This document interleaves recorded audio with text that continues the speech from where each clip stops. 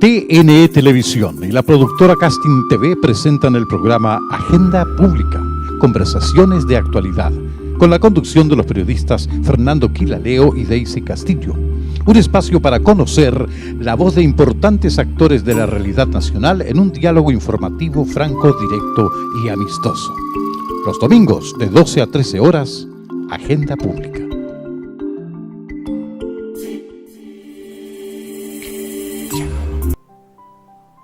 Hola, bienvenidos a un nuevo programa Agenda Pública, conversaciones de actualidad. En esta ocasión hemos invitado al profesor de enseñanza básica, Eduardo Artés. Él es ex candidato presidencial a la presidencia de la República de Chile en el 2017 y actualmente es el presidente del partido Unión Patriótica. Eduardo, bienvenido. Gracias, muy amable. Y bueno, a disposición de ustedes, ¿no? Para que le demos, a la conversación. Por otro lado, contarte que yo trabajé haciendo clases, ya no estoy trabajando ahora, pero trabajé casi 33 años en Cerro Navia, una comuna popular, ¿ya? A la cual le tengo mucho cariño porque fue gran parte de mi vida, ¿no?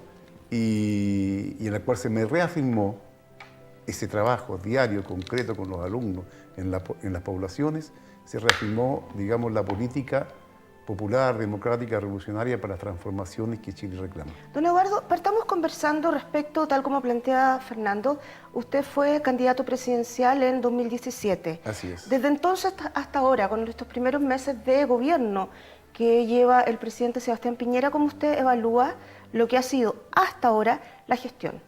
Mira, lo primero, yo de verdad siempre he sido un militante social, político, desde los trabajadores, claramente de izquierda, soy miembro del Partido Comunista Chileno Acción Proletaria PCAP, y por lo tanto voy tras un proyecto, igual que todos los que trabajamos juntos. Y la candidatura presidencial se inscribió en eso, en el impulso y en instalar ese proyecto. Y hemos continuado con mayores fuerzas, en mejores condiciones después de la elección.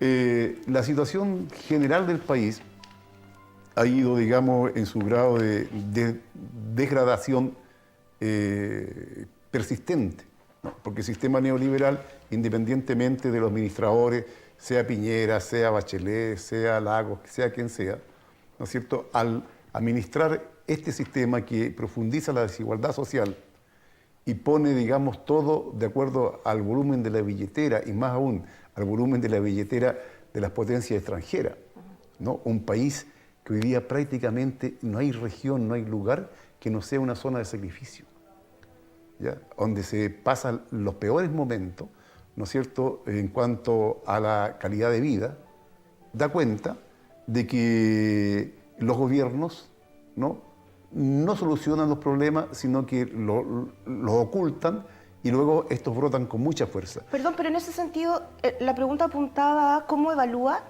y qué opinión tiene respecto de estos primeros meses del gobierno de Sebastián Piñera. ¿Cree que lo ha hecho bien hasta el minuto, demostrando tal vez en algunos casos determinadas falencias? Fuimos testigos de la salida bastante intempestiva de algunos ministros. ¿Cuál es su visión respecto de Mira, yo creo que el cómo ha sido este proceso hasta ahora? de Piñera es la continuidad de todos los gobiernos neoliberales, con una diferencia que le toca vivir un momento de una crisis general del capitalismo a nivel nacional e internacional, ¿no? Y está más bien apagando incendios, pero con benzina. Entonces se va todo profundizando. No hay nada que él esté haciendo, digamos, que vaya a responder realmente en la dirección que demandan las mayorías. Fíjense ustedes que Chile, dentro de las 10 ciudades más caras del mundo, Chile tiene 7. 7 ciudades dentro de las más caras, una de ellas Santiago. En Santiago es más cara la gasolina que en Estados Unidos. O sea, aquí hay una barbaridad que es terrible. ¿Cómo ha aumentado la cesantía? Las cifras oficiales hablan de 7,3 y se considera en trabajo aquel que tiene una hora. Al menos trabajó una hora a la semana. A la semana, al menos ha trabajado una hora a la semana. Es decir, ha aumentado. La cifra es mayor. Es mayor. El que conocemos. ¿No? El tema de la educación se ha profundizado las desigualdades. las propuestas que pone Piñera para solucionar los graves problemas, por ejemplo, con la nación mapuche, es casi de carácter demencial. Eso va a producir una mayor cantidad de violencia, porque él le pega una puñalada a la nación mapuche. Una de las condiciones fundamentales de la nación mapuche, y tú hablas con los dirigentes de ellos, es el tema de la comunidad, es el tema de la propiedad de la tierra. Entonces, cuando se instala que la posibilidad de que ellos puedan arrendar, que tú puedes arrendar por 100 años, los terrenos para las forestales, esto, lo otro. En el caso de la propuesta de Piñera es hasta 25 años, porque pareciera ser que a las forestales les interesa hasta que los pinos están grandes. Pero claro, pero en 25 años ya tienes casi 2 generaciones, cada 10 años. Eso es una barbaridad. O sea, está pegándole, digamos, en la destrucción. Y por otro lado, preparando a través del Comando Jungla todas las fuerzas para poder golpear ya a los sectores más radicalizados. Eduardo, usted participó en la última elección presidencial, obtuvo un 0,51%, algo más de 33.000 votos, 33.590. Eso fue una experiencia que me gustaría que evaluara ahora en nuestra conversación, y junto con eso me gustaría preguntarle si eso les permitió desarrollar un trabajo territorial, ya que estaba hablando, por ejemplo, de la nueva región. ¿Ustedes como Unión Patriótica tienen trabajo territorial en las comunidades mapuche? Sí. De hecho, yo estuve, ¿no?, en el tiempo de campaña invitados por comunidades mapuche. ¿Ya? Nosotros tenemos trabajo prácticamente en todo el país.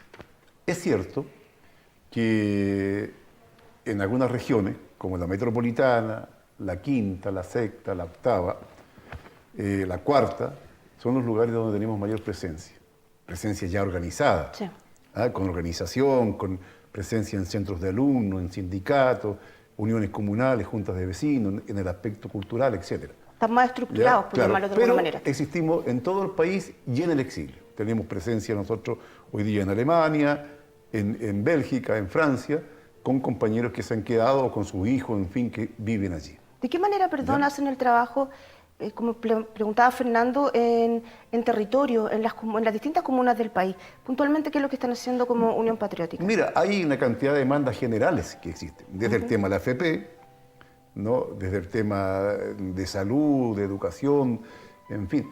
Pero hay particularidades. Por ejemplo, una de ellas, en la quinta región, en Viña del Mar, hay una campaña muy fuerte contra la corrupción en el municipio, ¿no es cierto?, de La Rellenato. Ahí nosotros estamos jugando un papel muy fuerte, grande, desenmascarando, exigiendo claridad, junto a los pobladores de Reñaca Alto, etcétera, etcétera, ya, que se han movilizado en no poca cantidad, ¿no? Es decir, trabajamos desde la base misma, porque somos parte de la base. O sea, no podemos, digamos, actuar en otro espacio que no sea el natural nuestro. Sí. Y el natural nuestro es desde los pobladores, desde los campesinos, desde el mundo mapuche, ¿no?, desde el mundo popular. Recordemos en ese sentido que Virginia Reginato, que es la alcaldesa de Viña del Mar, es militante también de la UDI, ¿cierto?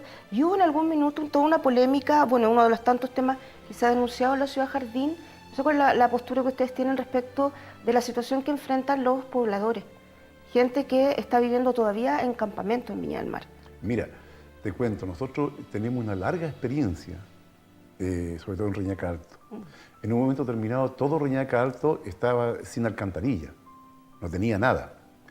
Me recuerdo que en esos años los compañeros inclusive organizaron una bajada desde Reñaca Alto a los cerros y se tomaron inclusive la propia municipalidad. Hoy día ya existe en gran parte alcantarillado, en fin, agua potable, etc. ¿Ya? Pavimentación también. Pero todo ha sido como consecuencia de la lucha. Y claro, también hay campamentos nuevos, ¿no?, que es un fenómeno, ojo, que está abarcando todo el país. El tema de la vivienda es un fenómeno gravísimo. Hoy día, aquí mismo en Santiago, ¿no?, ustedes pueden observar, a ojo visto en la calle, la cantidad de gente en situación de calle, viviendo en carpitas, en cosas improvisadas. Ya está hablando, digamos, que el sistema en sí no está dando, ¿cómo se llama?, respuesta a las necesidades. ¿Y cómo enfrentan ustedes? Porque yo lo escuché en varios debates en la campaña presidencial ser muy crítico del modelo, un poco nos ha comentado ahora, del modelo que estamos viviendo, el modelo económico, pero también el modelo democrático, el modelo social probablemente. ¿Cómo se enfrenta las mejoras y los cambios que ustedes proponen dentro de un modelo que ustedes no respaldan o que más bien son opositores? ¿Cómo se valora, por ejemplo, los avances dentro de este modelo? ¿Cómo lo visualizan ustedes? Mira, son dos cosas. Indiscutiblemente que la lucha, la organización, la demanda popular logra ciertos avances. Que nada es gratuito, ojo. Cada cosa que se logra es consecuencia de movilización, de lucha. Todo es la grande manifestación de los estudiantes, ¿no? El tema de la FP. El mismo tema, fíjate, del pueblo mapuche. Si no fuera por toda la lucha que han dado, estarían aún en peores condiciones. O sea, todo es consecuencia de lucha. Tú ves Quintero, Puchoncaví, podría ser Illapel. La gente movilizando. La gente movilizando va logrando cosas. Ahora, esas son soluciones parciales y sectoriales, en el mejor de los casos. Pero como este es un problema global, que es un problema del sistema neoliberal, nosotros planteamos como tesis fundamental la refundación de Chile. Asamblea Constituyente, una nueva constitución política, ¿no? Que ponga en el centro la opinión de las mayorías y la gestión de las mayorías, ¿ya? Y que no existan, entre comillas, una alta dirección pública, una alta dirección de políticos, lo que la gente llama la clase política, que no existe como clase, pero bueno, que le llama la clase política, quien, digamos, se arrogue el derecho a enfrentar o buscar las soluciones, entre comillas, que nunca son soluciones, ya a los problemas planteados por la sociedad. Usted habla de la Asamblea Constituyente, que fue principalmente una de las banderas de lucha que adoptó en su minuto la expresidenta Michelle Bachelet en su segundo gobierno, en su segunda administración. Finalmente eso se tradujo en un informe de muy pocas páginas y prácticamente mucha gente se olvidó. Sí, ese es un problema. ¿Cuál fue, perdón, la crítica que ustedes hicieron a la forma en que se trató de implementar? Mira, son dos cosas. Nosotros, en 1973, hasta la Constitución del 80, Chile vivió sin Constitución, a través de puros bandos militares. Y otro bando militar fue la Constitución del 80. El Constitución del 80 es un bando militar, no ha sido aprobada por nadie. Más allá que la reformó un poco Ricardo Lagos, le puso la firma para poder darle algún grado de ¿cómo se llama?, de legalidad, porque es una cosa ilegal. O sea, Chile ha vivido con un instrumento que no ha sido aprobado por la gente, que no es conocido por la gente, que nunca fue debatido y que por lo tanto no es nuestro. No es asumido por la ciudadanía, que es el dueño, por último, de darse el régimen o la institucionalidad que estime conveniente. Pues bien, entonces, siempre ha estado planteado, una de las luchas principales, inclusive de la campaña del no, era nueva constitución política. Desde entonces que trabajamos con el tema de una nueva constitución política, no la constitución del 80. Era una de las grandes banderas. Esta ha sido usada bien por algunos, tratando de hacer la realidad, y otros en forma demagógica. Claramente, lo que hizo la señora Bachelet no fue en forma consecuente, fue en forma demagógica. Lo que ella hizo fue una especie de proceso constituyente que no dio resultado a nadie entusiasmó, ¿no? Porque todo el mundo sabía que era un saludo a la bandera, era para decir, mire, estamos haciendo algo para que todo quede donde mismo. ¿Ya? Aquí lo que está planteado realmente es la elección de una asamblea constituyente, con delegados, con asambleístas electos para ese efecto, ¿no? Pasó por ahí en los comentarios suyos el no. ¿Tú estabas en Chile para el 88? Así es. ¿Y cuál fue la postura política que tuvieron ustedes frente al no, ahora que estamos en el contexto de los 30 años? Luego ya estamos ahora al 5 con 30 años. Mira, primero, ¿llamaron a votar o llamaron a no votar? Sí, te cuento cómo se dio. Bueno, estábamos en un proceso muy fuerte, ¿no es cierto?, con muchas manifestaciones. La resistencia había tomado niveles de un protagonismo evidente. La represión no era capaz, ¿no? La jornada de protesta.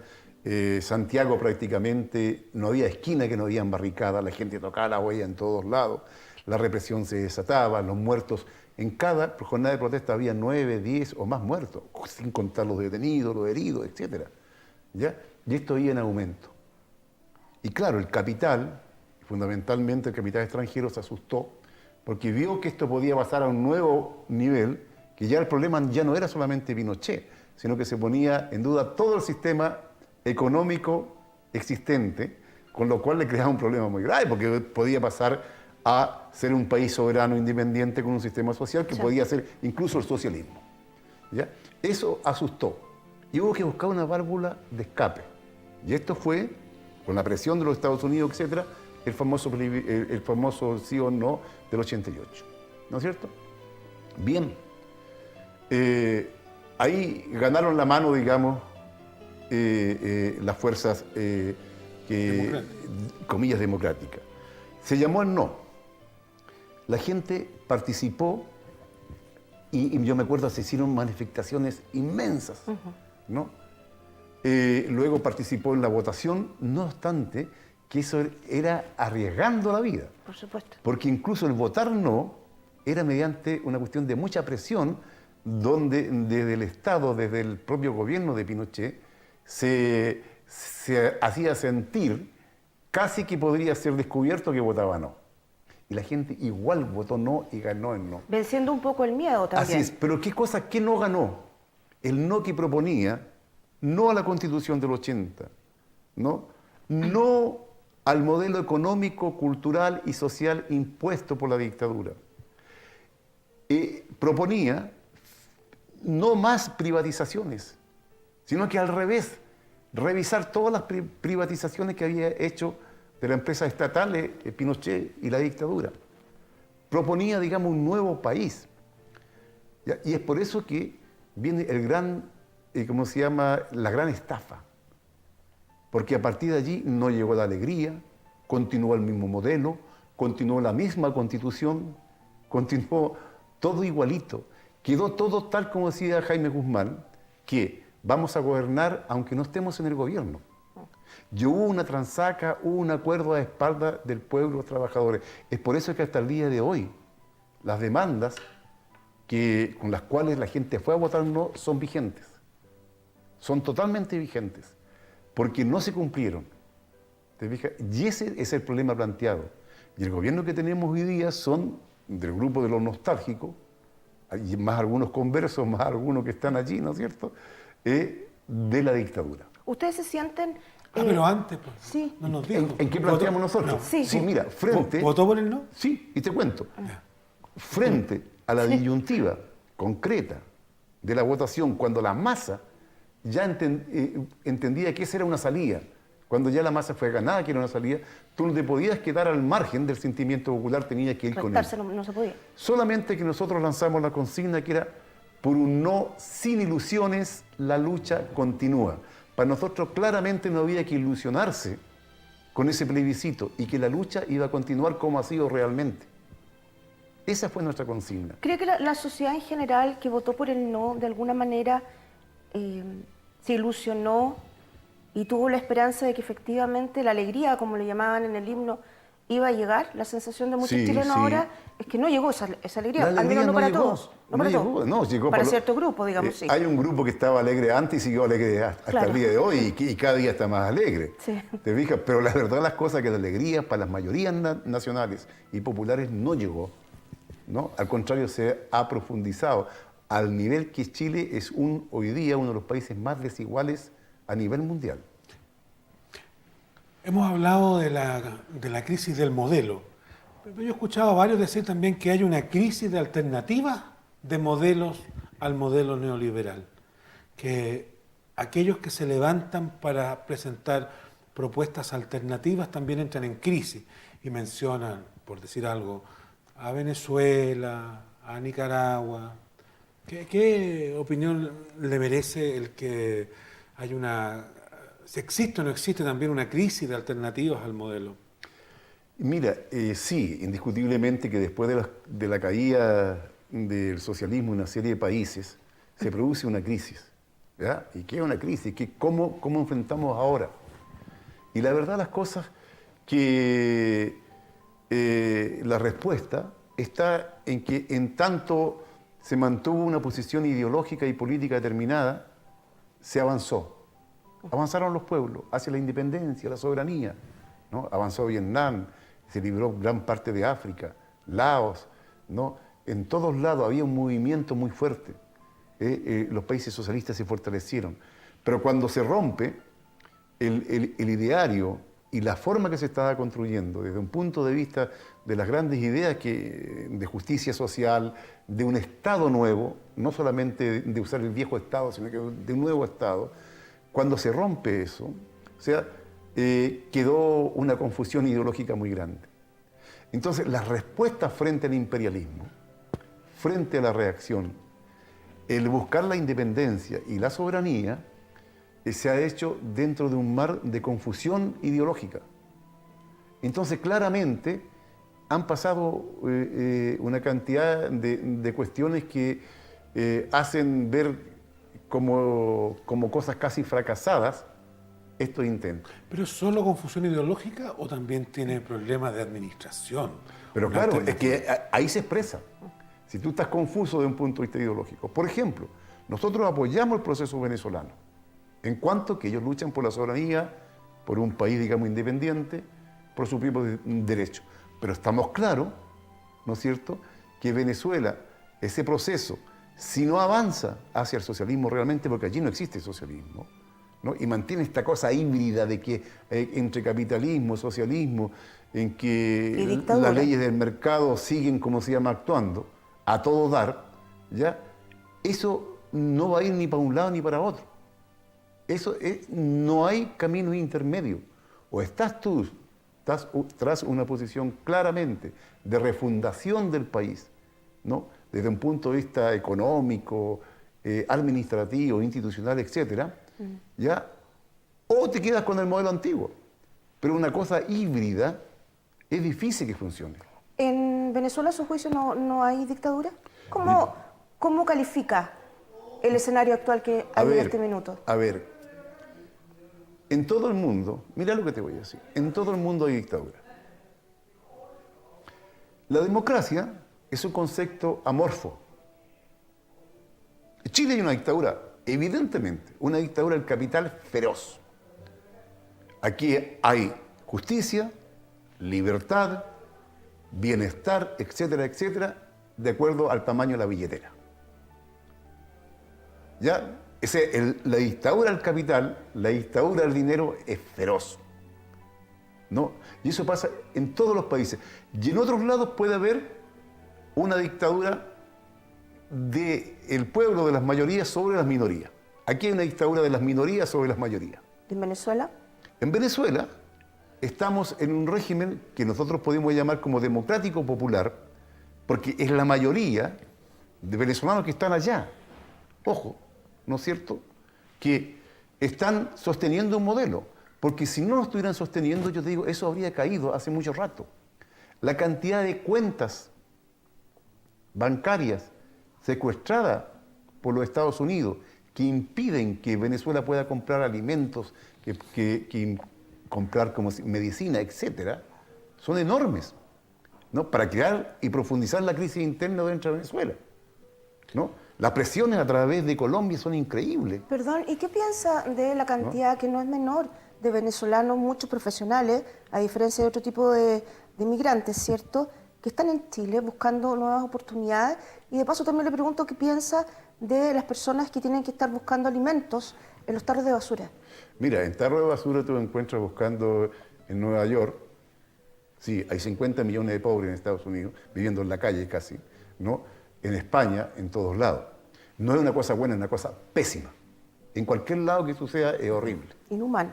Inhumano, absolutamente, y eso da cuenta que el sistema capitalista no da respuesta a los problemas. Es una cuestión que así es simple. Ahora, el tema de la migración. Tú, de acuerdo a eso, Ecuador, por ejemplo, ¿cuántos tiene en España? Casi 2 millones de ecuatorianos. ¿Cuántos hay chilenos tanto de origen como de familiares, viviendo en Argentina, sobre todo en el sur. 400.000. ¿Ah? 400.000 es la cifra. Ya. ¿Cuántos hay en Europa? Muchos chilenos. Hay lugares como Suecia, 60.000. como Grecia, que hay barrios enteros que son de chilenos. Se habla español, se vive y son de... Ahora, Hasta diputados chilenos hay. claro, en este Suecia. es un fenómeno de todo este mundo global. En este instante han vuelto más de 50.000 venezolanos a Venezuela con vuelos semanales que van fletados por el gobierno venezolano desde Lima a Caracas. Buses desde Ecuador a Caracas, desde Brasil a Caracas. O sea, también hay un movimiento porque mucha gente se viene con la esperanza y aquí termina vendiendo Super 8, termina en la calle Limpiando baños. limpiando dijo. baño, termina, Maduro. como se llama, durmiendo muchos en una pieza, viviendo en las peores condiciones. Porque también está la ilusión, está, ¿cómo se llama?, lo que venden los medios de comunicación interesados en producir esta llamada crisis humanitaria. Estamos llegando un poco al final. Tal vez una pregunta más íntima, profesor. Estamos con Eduardo Artés, por cierto, es candidato presidencial. Salvo que pase algo muy revolucionario, por usar sus términos, es altamente probable que Chile siga viviendo en este modelo económico, en este modelo de democracia, en este modelo social. Es altamente probable que eso pueda seguir así, como le digo, salvo que pase algo muy profundo, los próximos 20 o 30 años. Probablemente en esos 20 o 30 años no vamos a estar. ¿Usted se ha hecho esa pregunta? ¿Qué va a pasar con toda su lucha, no haber una victoria? Mira, no, nosotros tenemos grandes victorias. O sea, ha visto victoria. El resistir ya es una victoria. Por otro lado, yo soy bastante optimista. Creo que los tiempos se van acercando cada vez más a definiciones muy profundas. Las contradicciones nacionales e internacionales son muy graves. ¿Ya? Hoy día estamos a puerta, no te voy a decir una tercera guerra mundial, pero acercándonos hacia allá. Las contradicciones entre las grandes potencias, sobre todo entre el imperialismo norteamericano y el gran desarrollo económico que alcanza China, está llegando, digamos, a niveles que nos va a tocar a todos. Mira el caso de Soquimich, nada más que Soquimich. Y ahí tú vas a ver cómo desde el gobierno y el Estado chileno se quería impedir que los chinos compraran, ¿ya? Y todavía está en discusión aquello, porque el modelo es de puertas abiertas, pero de puertas abiertas a lo que dice el Fondo Monetario Internacional, lo que dice el Banco Mundial, pero que no se nos metan los chinos. Y ahí están con un lío, porque el modelo te dice, mire, si está de puertas abiertas, tiene que ser de puertas abiertas a todos. Entonces, esto habla de contradicciones que van a ser gigantescas. Bien, vamos a llegar al final de esta primera conversación en este día. Queremos agradecerle al profesor Eduardo Artés, es candidato presidencial. Muchísimas gracias por venir. No, gracias a ustedes por la invitación, pues, y estamos a disposición. Veremos si tenemos otras oportunidades, lo cual sería muy bueno. Por supuesto, siempre las puertas abiertas para usted en Agenda Pública. Nos vamos a una breve pausa comercial. Pero antes vamos a recordar que Sí. también estamos en redes sociales. Sí, eso iba a decir, Ya. que no olviden que todas las entrevistas, los videos de Agenda Pública, ustedes los pueden ver en el diario digital elminuto.cl, www.elminuto.cl, que es el primer diario social de América Latina. Ahora sí, vamos a una pausa y regresamos con el segundo bloque.